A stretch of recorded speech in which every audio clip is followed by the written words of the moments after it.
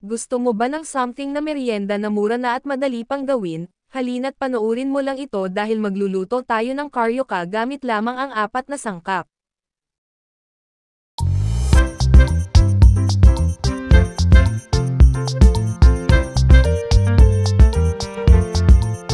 Para sa mga sangkap na gagamitin is 2 tasa ng glutinous rice flour, pero maaari naman kayo gumamit ng ready-made na galapong A.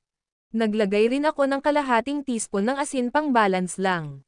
Then kalahating teaspoon ng vanilla upang may matamis na aroma at hindi plain.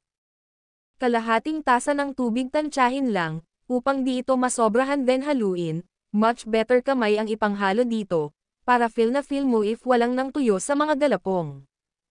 Dahil sa kulang pa ito at dry pa rin mag-a-add ako ulit dito kalahating tasa ng tubig upang ma-achieve ang tamang consistency ng ating dough. Kung nagustuhan nyo ang content ko for today's video, please like, share and subscribe para magpalaganap ng good vibes. Salamat po. Sa part na ito ay malapit na tayo sa katotohanan, para sa saktong consistency ng ating dough. Kung nakaabot kayo sa part ng video nating ito, please send a star para suporta nyo sa aking content. At please comment below kung taga saan kayo para alam ko kung saan naabot ang aking mga video. Salamat po. Dahil sa okay na ang ating rice dough, pwede na natin simulan ang pagtatakal gamit lamang ang 1 tablespoon upang pantay sila lahat-lahat.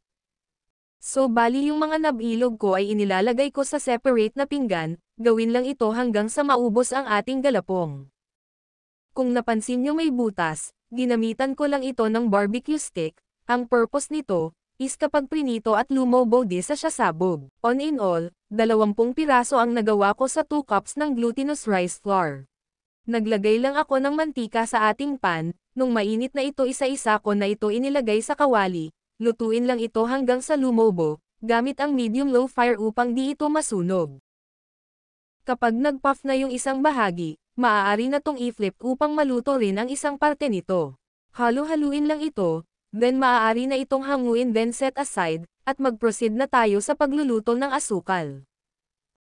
Naglagay lang ako rito ng 1 tasa ng washed sugar or segunda manong asukal, hayaan lang ito ma-dissolve at sa mag-caramelize. Naglagay rin ako ng konting tubig upang makatulong sa pagka-caramelize ng ating asukal. Kayo ba naglalagay rin ba kayo ng tubig sa paggawa ng ganito? Please comment below. Kapag nasa ganitong outcome na ang sugar, means pwede na ito at ibalik ulit ang mga nalutong rice dough, at halo-haluin ang ito hanggang mag-coat ang caramelized sugar sa ating fried rice dough.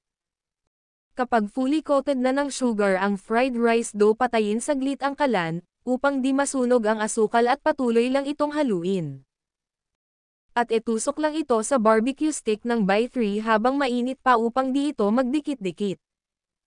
At ito na ang carioca. Pwedeng dessert or pang negosyo gamit laman ang 4 na sangkap.